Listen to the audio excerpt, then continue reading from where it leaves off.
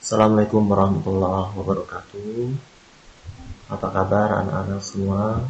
Mudah-mudahan dalam keadaan sehat walafiat. Kali ini biasanya kita berjumpa dalam suasana kelas yang lebih mulia. Untuk kali ini kita berjumpa dalam video tutorial yang akan Bapak jelaskan nanti setelah. Baik anak-anakku sekalian, materi kita pada hari ini yaitu mengenai sistem reproduksi manusia. Mata pelajaran biologi Rendah Minat kelas 11 IPS 4 Semasif ya Budi semuanya. Untuk itu sebelum kita memulai materi ini, ada baiknya kita sebagai orang beriman kita lafazkan lafaz basmalah. Bismillahirrahmanirrahim. Kemudian silahkan buka buku MKS-nya masing-masing. Di situ ada bab materi tentang sistem reproduksi manusia. Inilah materi yang Anda tunggu. Baiklah, tujuan pembelajarannya. Yang pertama, siswa mampu mengidentifikasi dan menjelaskan struktur fungsi dan proses reproduksi pada manusia, mengaitkan struktur fungsi dan proses sistem reproduksi pada manusia, dan mengidentifikasi kelainan yang terjadi pada sistem reproduksi tersebut. Oke.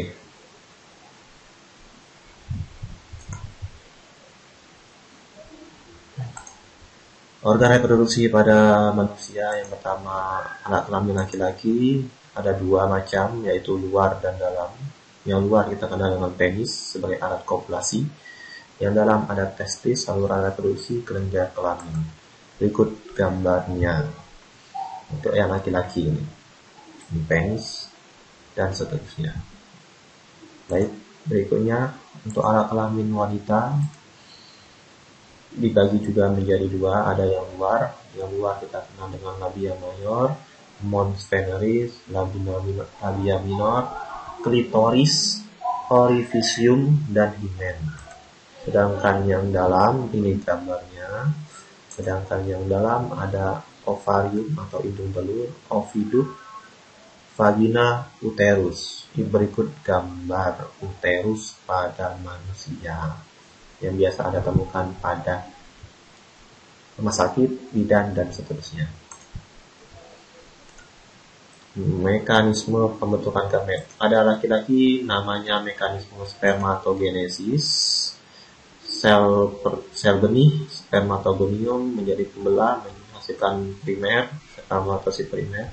Kemudian pembelahan meiosis pertama, sekunder, yang kedua spermatid, sifat haploid, satu sel, dan menghasilkan sel sperma yang banyak, tapi masih bersifat haploid. Ini gambar struktur sel sperma. Ada laki-laki, ada kepala dan ekor. Untuk yang perempuan, namanya mekanisme oogenesis. Proses terjadi di bawah pengaruh hormon follicle stimulating. Berikut skemanya. Sel asal menghasilkan oogonium, menghasilkan oosit primer, kemudian membelah oosit pertama menjadi sekunder, kemudian menghasilkan ootit yang bersifat haploid, dan ovum, sel telur, menghasilkan haploid juga. Berikutnya, siklus menstruasi hanya perempuan saja. Ada 3 tahap yang bernama fase proliferasi. Berikut penjelasannya. Dikendalikan oleh hormon estrogen, dimulai pada hari ke-5 sampai hari ke-14. Setiap bulan setelah haid, hipofisis anterior, kelenjar, mensekresikan follicle stimulating hormone.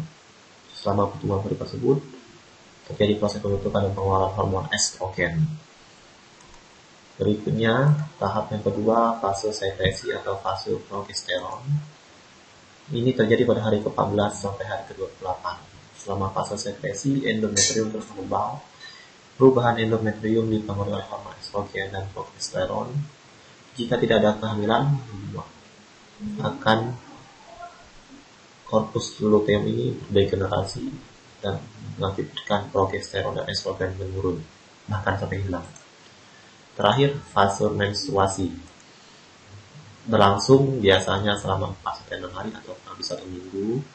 Ini endometrium mengalami degenerasi, kemudian menghasilkan darah, mukus, dan sel-sel epitelit itu akan sebagai darah, haid yang kita kenal itu.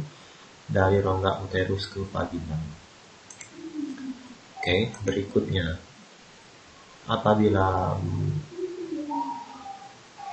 antara jantan dan betina melalui perkawinan akan menghasilkan fertilisasi. Inilah yang disebut dengan proses penggabungan sperma dan ovum. Setelah fertilisasi, prosesnya kehamilan. Jadi begini penjelasannya, setelah ejakulasi ke dalam saluran reproduksi wanita, sperma akan tetap hidup selama beberapa hari, kemudian ovum, sel telur akan tetap fertil, gabung selama 24 jam setelah ovulasi. Sperma memasuki uterus atau rahim, kemudian kontraksi, dan membantu sperma mendekati ovum. Pronukleus jantan akan melempul dengan pronukleus betina membentuk zigot yang diploid. Kemudian menghasilkan zigot, tumbuh menjadi embrio di dalam uterus wanita. Kemudian itulah mengalami namanya peristiwa fertilisasi hingga kehamilan, dilahirkan. Ada 3 tahap perkembangan zigot. Yang pertama, perkembangan embrio di dalam rahim itu sendiri yang kita kenal dengan proses kehamilan, pembentukan membran embrio, dan ada juga pembentukan plasenta atau tali pusar. Kemudian berikut gambar posisi janin atau fetus dalam dan plasenta dalam rahim atau uterus. Begini. Jadi wanita kalau sudah mengalami fertilisasi dan hamil, bentuk perutnya akan membuncit. Buncit karena apa? Ada fetus di sini yang akan berkembang sampai berumur 9 bulan 10 hari dan akan dikeluarkan melalui saluran ini pada alat kelamin wanita. Nah, inilah fetusnya. Nah, kalau posisi normal, kepalanya di bawah, kalau posisi susah, kepalanya di atas. Terakhir, kelainan pada sistem reproduksi manusia. Yang pertama, tumor payudara, dapat bersifat jinak, dan juga bersifat ganas. Yang kedua, vulvovaginatis, radang pada vulva dan vagina yang sering menimbulkan gejala keputihan. Yang berikutnya, impotensi, ketidakmampuan mempertahankan ereksi penis. Biasanya ini pada label rokok.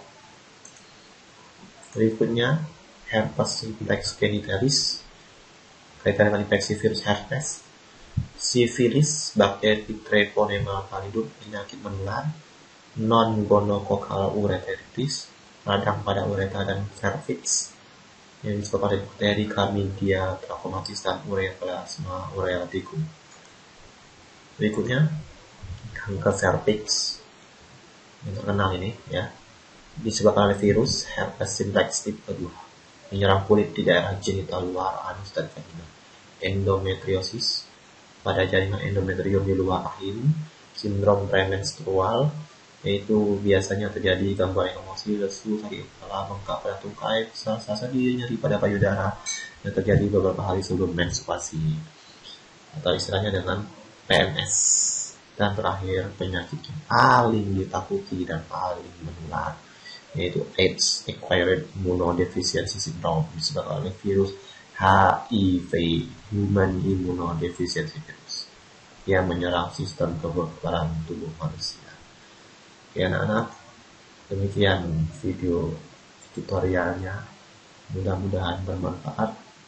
Kemudian pesan Bapak, nanti akan ada tugas yang Bapak berikan linknya.